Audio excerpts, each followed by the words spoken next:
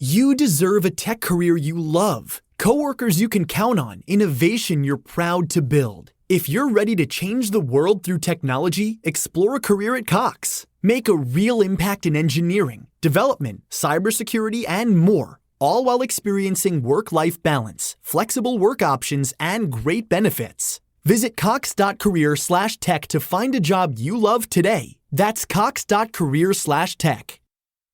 Grandma, can I have the chocolate chips? This secret recipe moment made possible by Emory Heart and Vascular Center. When Grandma needed heart care, she came to Emory. The difference? Emory Healthcare performs more heart procedures annually than anyone else in Georgia, which means better outcomes for our patients. And we offer advanced and personalized treatments developed by our top specialists that others don't. Like Grandma knows, where you start your heart care matters. Smart Cookie. EmoryHealthcare.org/smartcookie.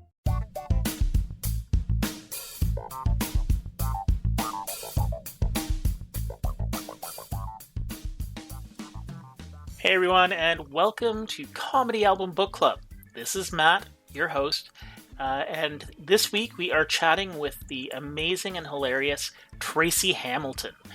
Tracy has been on the show before. She was a guest on our episode about Maria Bamford, and this week she comes back for just a one-on-one chat. Tracy is just a good human being. I can't stress that enough. She is just a kind and awesome person. She is the host of a show that ran for 2 years at Comedy Bar called Love is Everywhere. It transitioned into a podcast, and you can check it out wherever your podcast needs are met. You can also find her on Instagram and Twitter at Hamiltrace, Hamiltrace. This week we chat about her work as a comedian, a storyteller, and just an all-around awesomely funny person. Her favorite comedy inspirations, and the world of comedy and laughing in general. Please sit back and enjoy this conversation. And please also check out Tracy's podcast. I do produce it, so I will not pretend I do not have a bit of a bias there. But she just does a really amazing thing that I feel helps a lot of people. And in these times right now, everybody can use a little bit of help. All right. Thanks very much, and enjoy the show.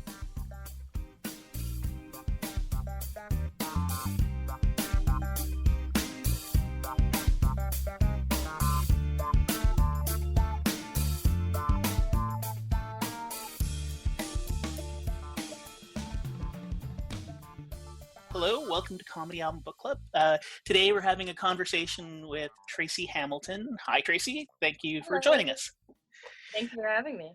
So, you were originally on our Maria Bamford episode, and with Jess Grant, and that's how I first met you in real life. So I'm glad to be able to have you back on the show. Now, I guess you were on for Maria Bamford, but do you have a favorite special or comedy album that you really enjoy? It's really hard to narrow down something like that, I think, for sure. But I always it's like when somebody says, well, what's your favorite album? I'm like, well, is it from my depressing emo phase in high school or my angst-ridden college phase? How do you know? It's what mood are you in at one time, kind of thing? Yeah, definitely. I think there are definitely a few standouts, particularly with specials, but I do have favorite albums as well. Classic New in Town, John Mulaney. I think that was such a hard-hitting special for me when I first saw it, and just really fell in love with his comedy. And it's one that I've gone back to over and over and over again. I've rewatched that special countless times. I probably have it almost memorized at this point. Well, the thing I love about John Mulaney is, in a way, he's bringing back an old-fashioned kind of comedy, but it feels as modern and vital now as it did. And I guess the guy in the suit up there, there's that distance, but at the same time, it's he still feels personable. He's approachable. Before the show before the last JFL 42, or the year before that when he was here, I saw him perform that horse in a hospital joke from his last Oh special my god, I love live. that joke It was so much. it's set it's like this is like peak comedy, because he's like, what he's talking about, but he's doing it in such a delightful way that it doesn't get you depressed. It keeps you up and keeps you laughing and cheerful. But at the same time, it's like delivering this possibly one of the most political jokes of all of his material ever. Easily. Well, like, he usually doesn't even touch on politics, and he handles that joke so well because he talks quite directly about politics without ever naming a name or saying anything directly. It's all just implied, which in itself says a lot. Yeah, and it's like he's brought that craftsmanship to the table from the very beginning of his stand-up career. Such a good writer, such a precise writer, like absolutely no wasted space. Like everything is just mwah. Like but then you watch like his sketches on Saturday Night Live, and especially the rejected ones that they're like, well, he's hosting, we'll let him do another one, where there are these like ridiculous over, like the lobster musical number that he did. It's just he has a really like silly, almost cartoonish sensibility in some of his work outside of his stand-up. Yes, he's an interesting person because he's been so successful in a bunch of different genres now that you can see that there's like a different comedic tone to each of those genres for him. Which is just so interesting, the different parts of somebody's like comedy personality and which ones fit better in different formats. And there's he was Jim Gaffigan's nemesis on Jim Gaffigan's sitcom. He makes a good villain. It's hilarious though. It's like it is really just Jim Gaffigan making fun of himself with John Mulaney as like the mirror there, because at the very end he gets like a TV. John Mulaney gets a TV show on the network that Jim Gaffigan's TV show is on, but they're like, who would do it on that stupid network? And it's just like, so it's like he's really game to let like himself be the butt of the joke in the service of the bigger joke. Same thing on Crashing. Yeah, playing himself as villain. I haven't gotten that far. Oh my gosh, it's fantastic. Like that whole show is amazing, but he plays himself on it, and Pete Holmes' character is opening for him, and he's such a villain and so good at it. It's absolutely so hilarious.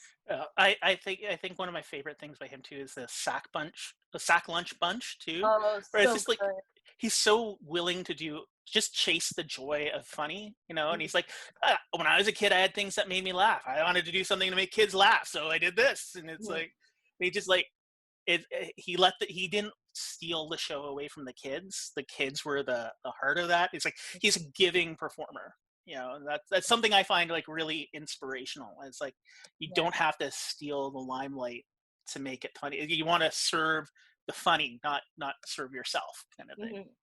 So, are there any comedians that you think maybe helped influence or help you shape your voice when you were starting in stand-up? Yeah, I think like it's a weird mix. There's going to be a weird one in here. But early on, it was Dimitri Martin, Mitch Hedberg, and Mike Birbiglia. Which is funny because I didn't do storytelling or one-liners. So I don't know, like somewhere in between. Like most of my jokes are usually like a minute to between a minute and 2 minutes on average. So not quite one-liners, not quite stories. And then the weird one is Kyle Cease. Oh, I don't know Kyle. No. Okay, so Kyle Cease was a pretty successful comedian in like, I want to say like the mid 2000s. Okay. And he has disappeared now. Now he's a motivational speaker. Okay.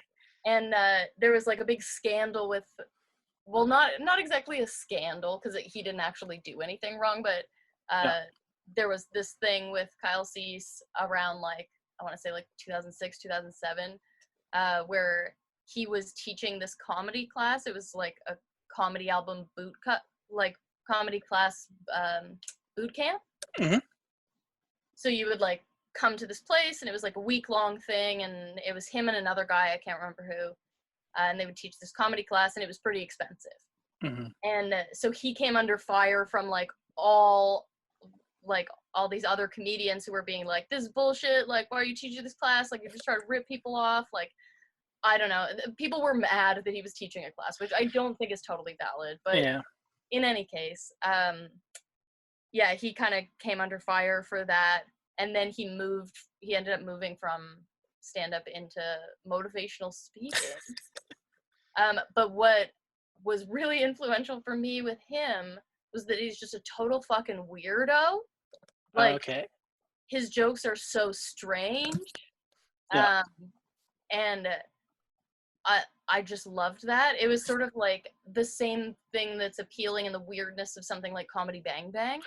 It's sort of like an Emo Phillips kind of vibe. Like, just so strange. He had this one bit that I think about all the time, which was him at a piano. And this wasn't even in, like, I think he had only one special, but I found him, like, through MySpace, I think. that brief period where MySpace was the arbiter of all cool. It ages me a little bit dropping a MySpace reference, but yeah, I found him on MySpace, and it was this one like 10 to 12 minute video of him in a bar, like doing some bar show, some nothing show. And so he's just like fucking around, like doesn't really care, and he's doing all like these extra silly bits. And I watched that video over and over again. There was a piano on stage, and it wasn't part of his act, like he didn't bring the piano, but he goes over to the piano at one point and starts doing these jokes with the piano. And I think about them all the time. He did this long extent of it where he would just play the beginning of Elton John songs. So just like the first couple bars up to the first lyric. So he would be like, oh, like, here's my impression of Elton John calling his kids for dinner. And then he plays like, do, hey, kids. All right, so the next one. And then like, he would just do like the first line of all these Elton John songs. And then he did this long bit where it was him talking to Trolley from Mr. Rogers. Mm-hmm. Just the train. And it's just him like mashing on the keys to make Trolley sound, and he's just having this conversation about going to get tested with Trolley. It's so strange, and I think that let me see that like you can be maximum weird in it, which I'm not like crazy out there now, but when I first started, my jokes were definitely in that vein. They were very strange. That's one of the challenges, though. I mean, like,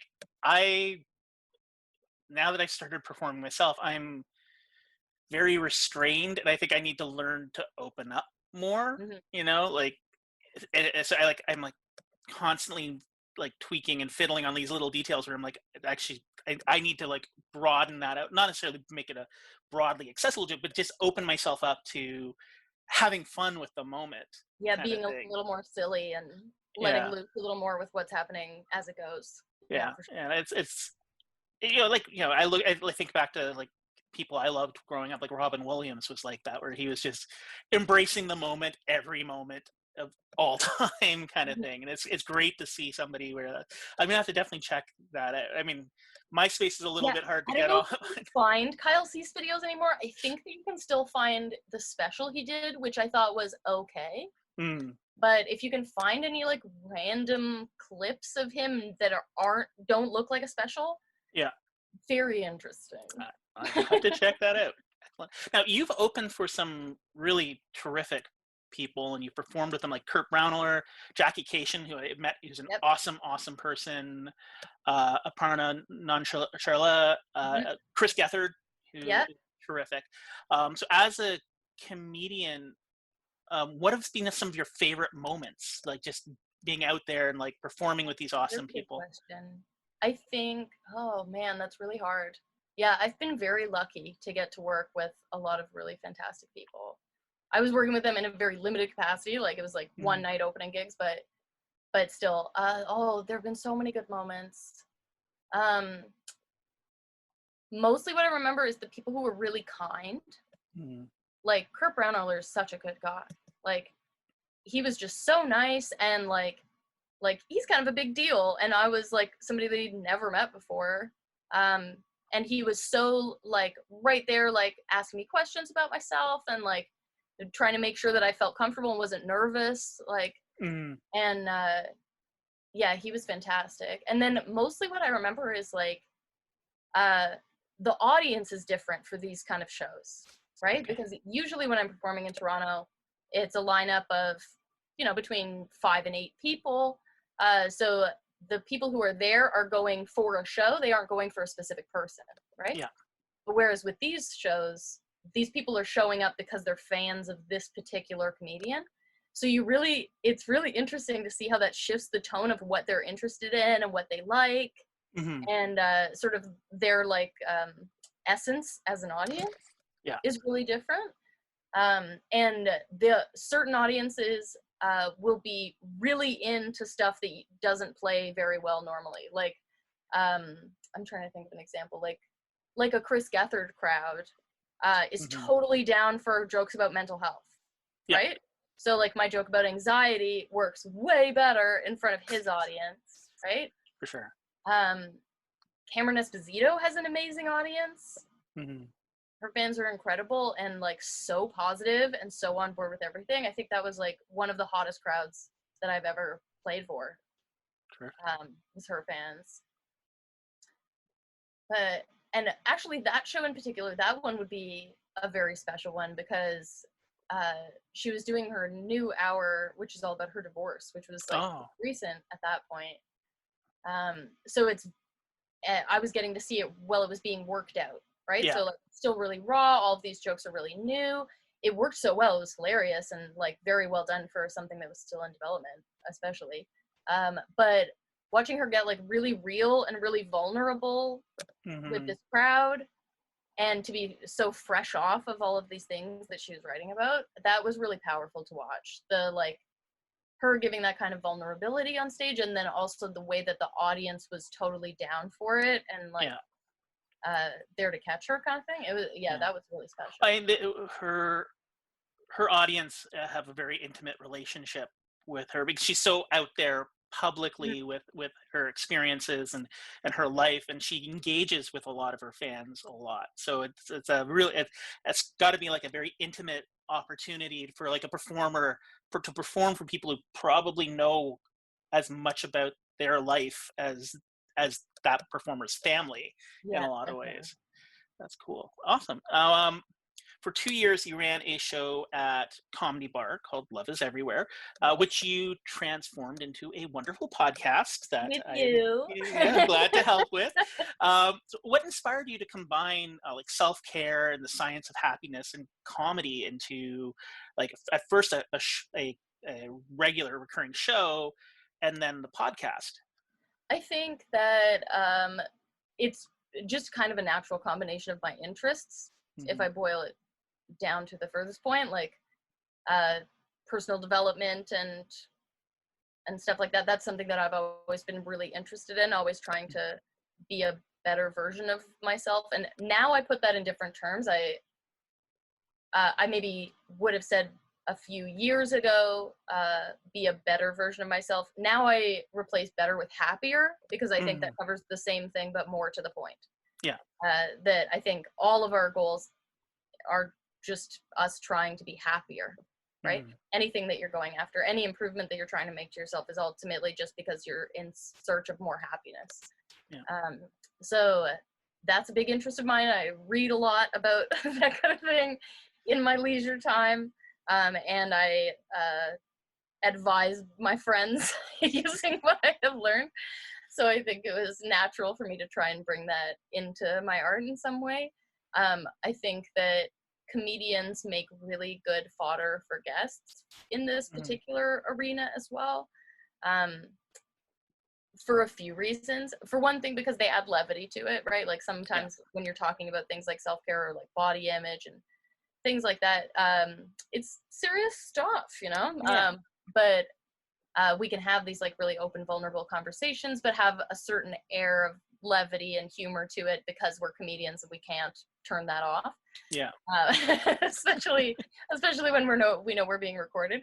So it naturally makes it a little bit funny in times as well. But I think there's something else about comedians where like our whole job is to be introspective, right? Mm-hmm. Yeah. To look at ourselves and all of the different pieces of ourselves, and to reflect on like how we feel about things. And so I think that comedians take really well to these kinds of assignments. Definitely with exception, like not every comedian is going to sink their teeth into it that way, but I feel like most comedians are very curious about themselves. Yes. And so they welcome an opportunity to do a little more digging. Mm-hmm. So they come up with really interesting insights and stuff into these topics when I talk to them about it. Yeah. Do you find there's like one area that a lot of people seem to gravitate towards in the comedy world, like when you're, because I know you have like these different categories when you're asking people for shows. So I've got a list of like 7 categories that I think all of the assignments sort of generally fall into.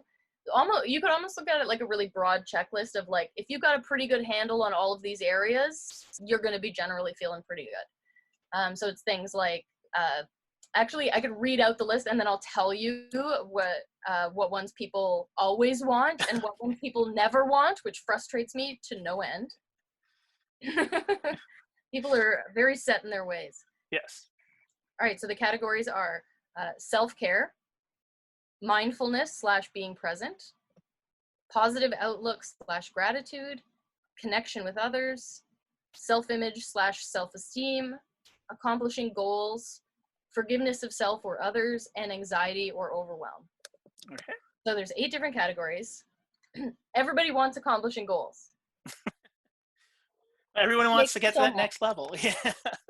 It makes me so mad. Not really. Like I still do them, and I still think those conversations are valuable. But I try to limit how many people I let pick that one. Yeah.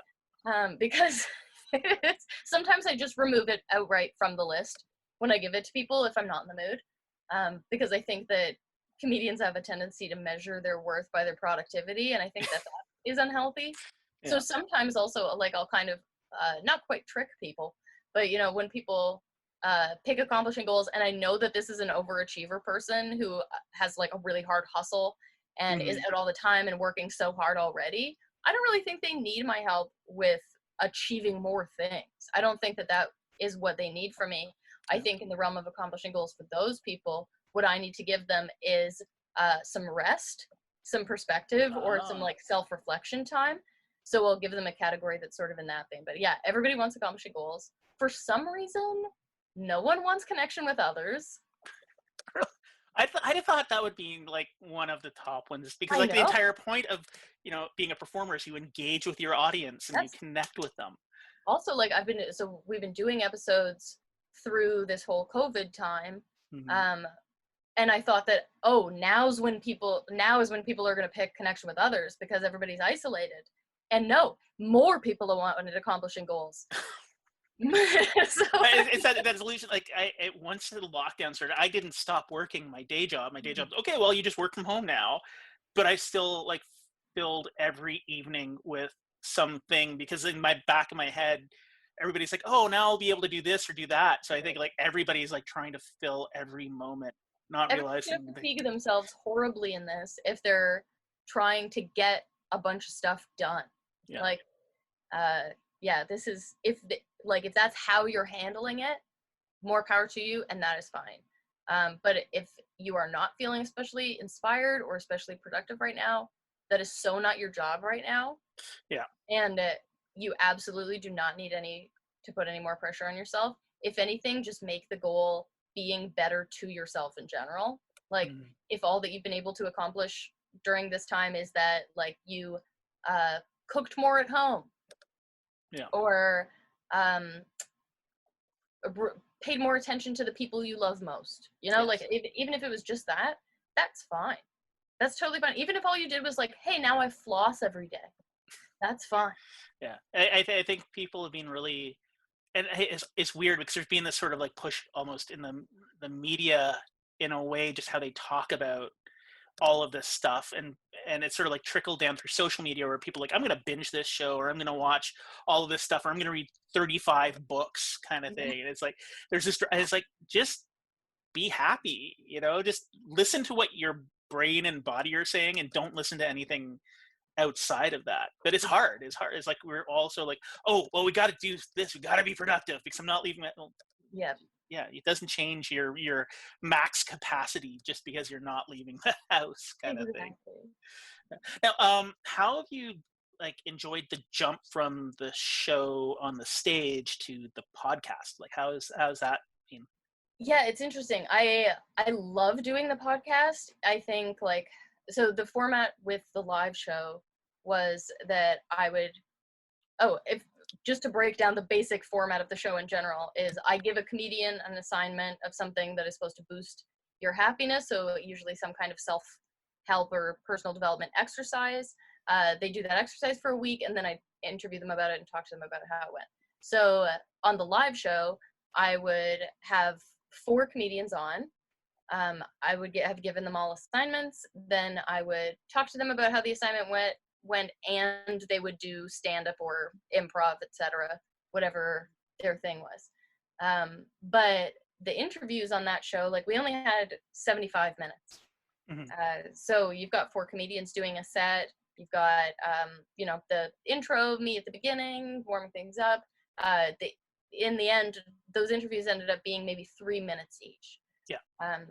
And constantly I would find that there were so many more things that came up in that 3-minute conversation that I would love to talk more about. And with the podcast, I get to just really focus in and have an actually in-depth conversation about it.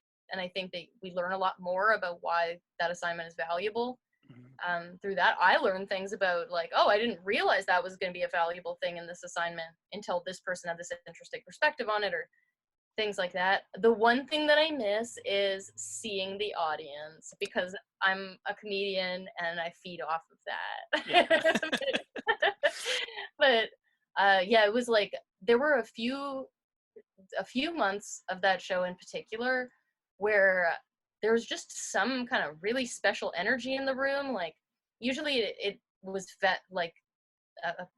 given by the comedians and the way that they engaged with their assignments, or things would happen that were these really special moments during the live show. And I could, because it was in the cabaret room at Comedy Bar, which is a relatively intimate space, I could see most of the faces, at least in the first half of the audience. And I could see when somebody was really touched by something. Yeah. Or where I'd say something that would really affect somebody. Give an example of something I've said in this podcast. If I say, you don't need to measure your worth by your productivity, whatever you're doing is fine. I could see in the audience on the face of somebody who really needed to hear that day. Yeah. Well, and that's a really special thing. Yeah. I mean, I went to a few of the shows, live shows, and I've been lucky enough and up until the lockdown to be at recordings of the podcast. And it's the podcast has helped me be happier and just find peace or understand some of how I've dealt with things that have come up in my life in ways that I didn't even see until I sat and heard these intimate conversations that some of them are tear jerkers, some of them are just heartbreaking or heart mending. Mm-hmm. And it's a really powerful thing. And that intersection of comedy and personal tragedy in a lot of ways, it's a healing balm. And it's kind of beautiful to see how people are able to take something that may have been hard or painful and use it to heal themselves and maybe also help heal others. It's just an amazing experience. I love hearing that. Thank you. No worries. Now we're in a bit of a weird time right now. And a lot of clubs are struggling. Who knows what's going to be there when we get out?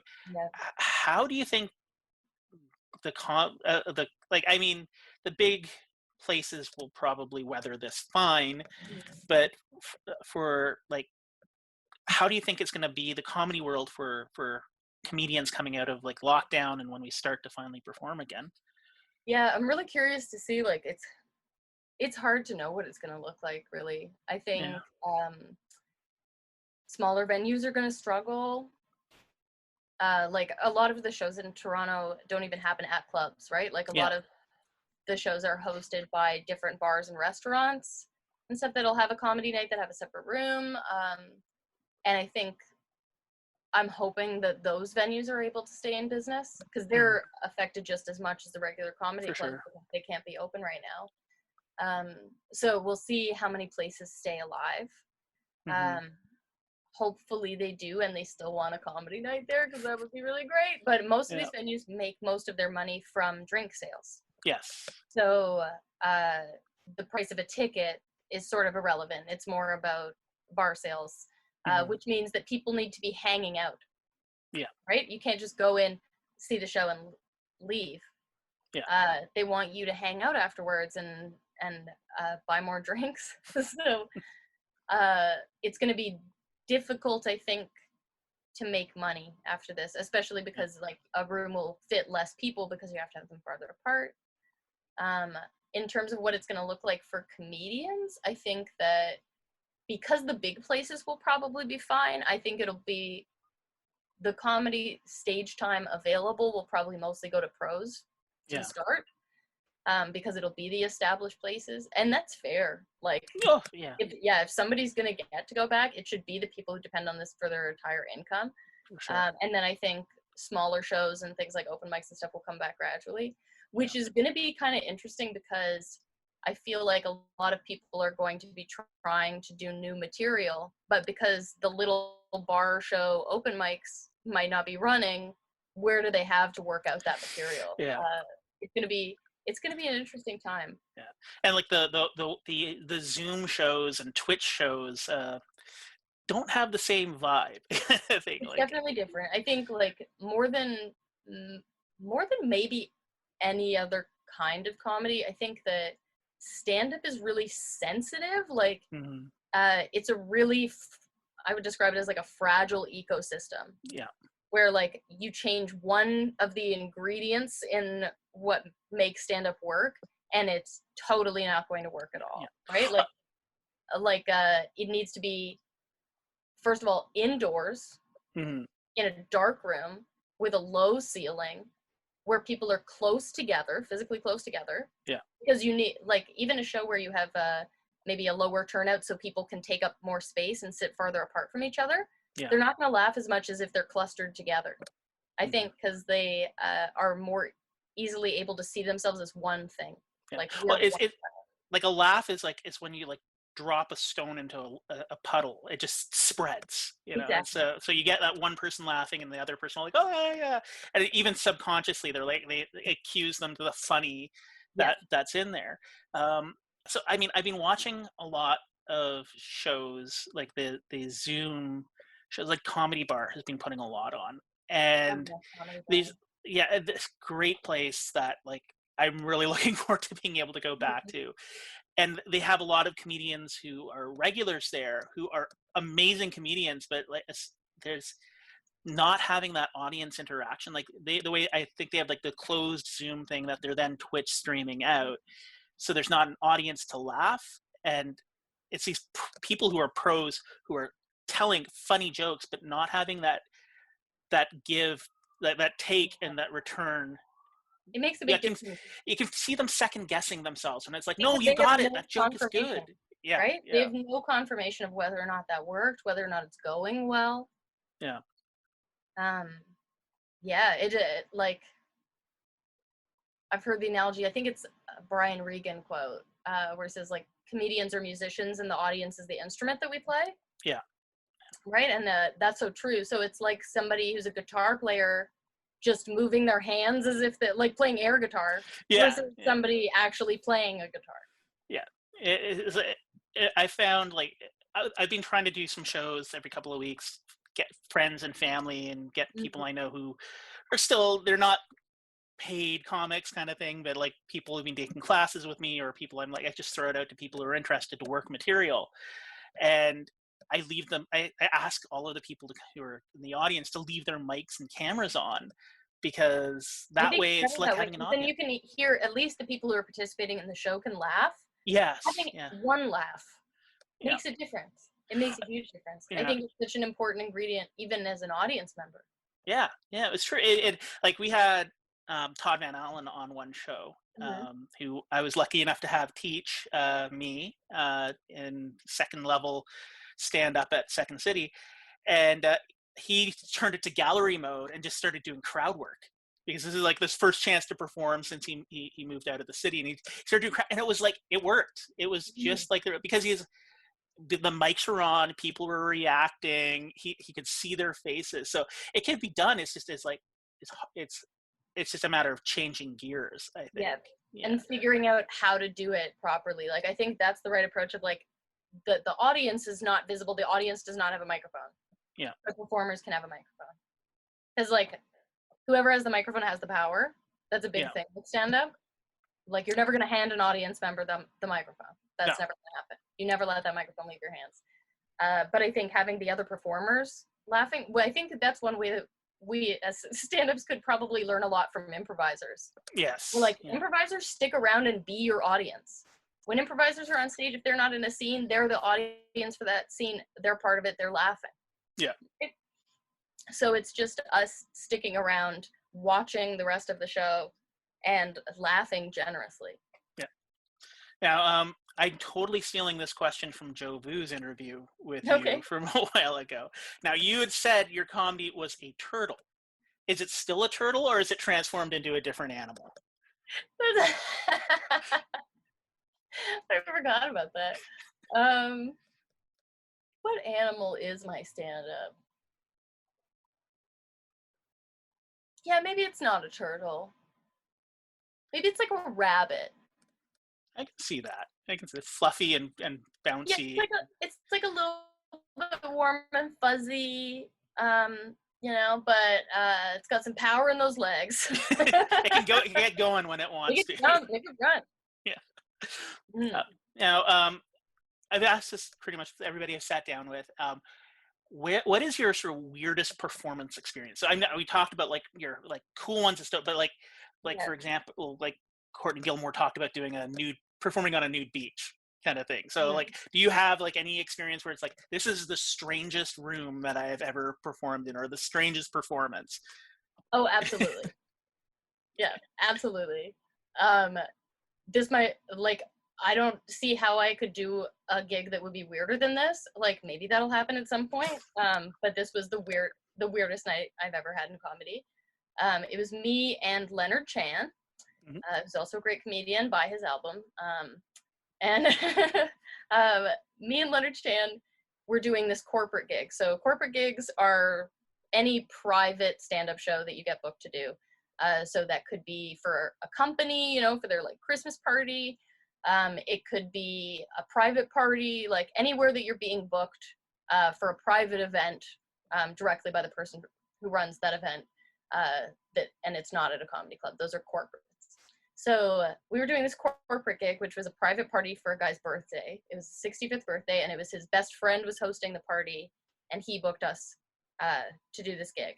So what he wants from us was, I guess him and this other guy, the guy whose birthday it was, I guess that they've been friends since they were kids, and on significant birthdays they would pull pranks on each other.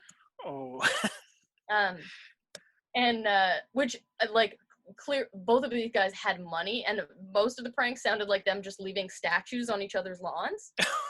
But in any case, what this guy wanted for this significant birthday of his friend was for us to pretend that we work at the restaurant that this party was being held at.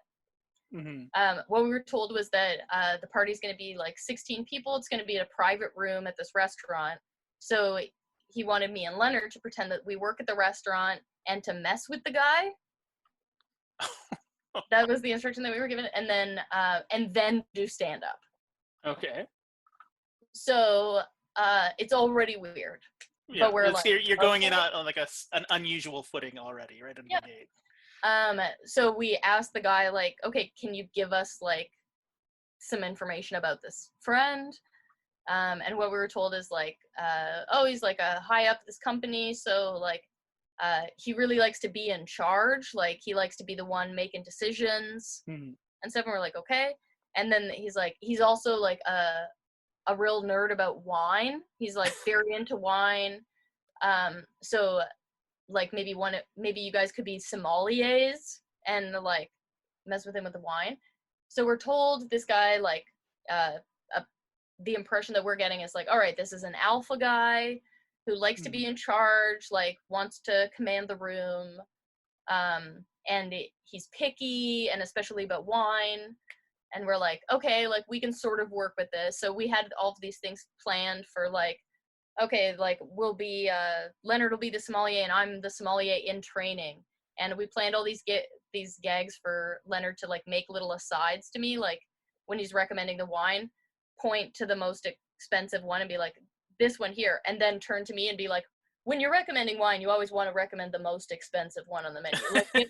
Like little insider things and we had all of these gags planned, which were pretty funny, if it, like, in honesty. And then we show up at the gig and it is 100% absolutely nothing like what we were told it was going to be. First of all, it isn't a restaurant, but we're not in a private room. Oh no. We're not in a private room. We're right in the middle of the restaurant in just an open section where there are, like, other tables all around us. Yeah. And, like, I talked to the management and I was like, oh, are you going to be seating these tables, like, around our party? And he was like, yes. And I was like, do you know what we're going to be doing? Like, and it's kind of like, you might want to tell people, like, even just so they know that we don't actually work here. Yeah. Right? Like, this might why look like cracking sommeliers? Yeah. And they were, like, not concerned. They were like, no, it's fine. And we were like, oh, okay. So we've got to do this in front of the whole restaurant. Also, there was no stage light or microphone. So I'll get to the stand-up part of it in a moment. But yeah, so we're pretending to be sommeliers. We're also told that everybody at the party except for the birthday guy are in on the joke. They all know what's gonna happen, that you're messing with him and then you're doing stand-up. So we're pretending to be sommeliers. First of all, the guy is, like, the warmest, nicest, like, sweetest guy in the world. So easygoing, like, not like a big macho alpha guy at all, the impression that we had of him. He's just so warm and sweet. We come over, we're like, hi, like, we're the sommeliers, blah, blah, blah. Like, I understand you'll be picking the wine this evening. And he was like, oh, like, I trust you, whatever you think is best. Like, oh no. Totally, like, and that would be, if we were real sommeliers, that would be the end of that interaction, right? Yeah. So we're like, oh no, like, we have to stretch this along. So we're, like, trying to force our way into interacting with him more, and he's sort of like, this is weird, like, but it's not irritating enough to be like, oh, I'm being pranked right now. Yeah. It was just awkward. So we just went totally weird with it. We're telling them, like, Leonard said, like, oh, like, in addition to smelling the wine and tasting it, you also want to listen to the sound of the wine. Everyone sound differently, and he's, like, holding the glass up and makes everybody else, like, hold their glass up to their ear and stuff. And yeah, it was just, like, it was super weird. And then when finally the guy reveals, like, surprise, like, they're actually comedians. Half of the table is like, like we got you, and the other half of the table is like, oh. They didn't know. They did not know, like we had been told. And then he's like, and now they're gonna do stand-up. And then we had to do stand-up, which, first of all, half of these people didn't know there was gonna be stand-up.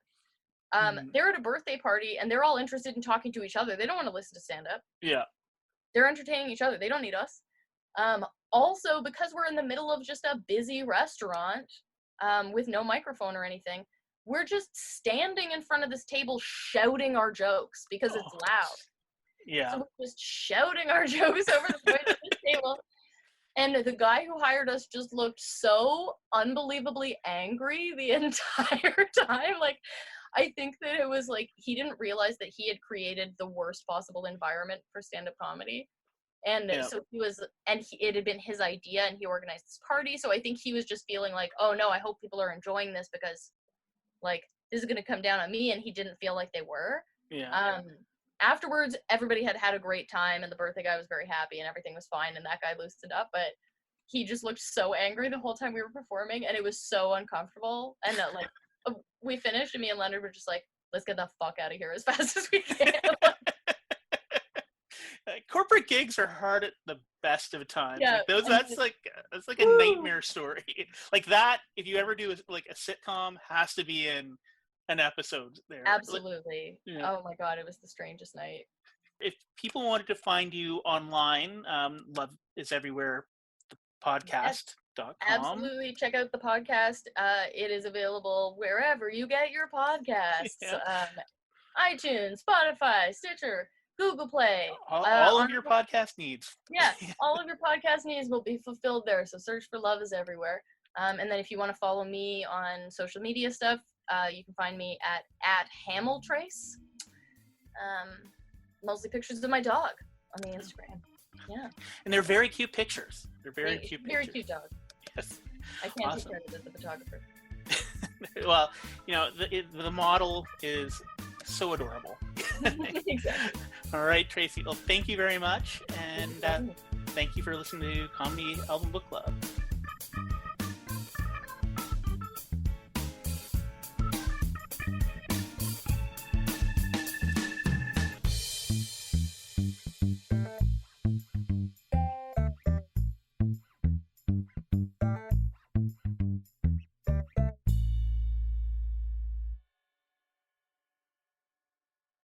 Grandma, can I have the chocolate chips? This secret recipe moment made possible by Emory Heart and Vascular Center. When Grandma needed heart care, she came to Emory. The difference? Emory Healthcare performs more heart procedures annually than anyone else in Georgia, which means better outcomes for our patients. And we offer advanced and personalized treatments developed by our top specialists that others don't. Like Grandma knows, where you start your heart care matters. Smart Cookie. EmoryHealthcare.org/smartcookie.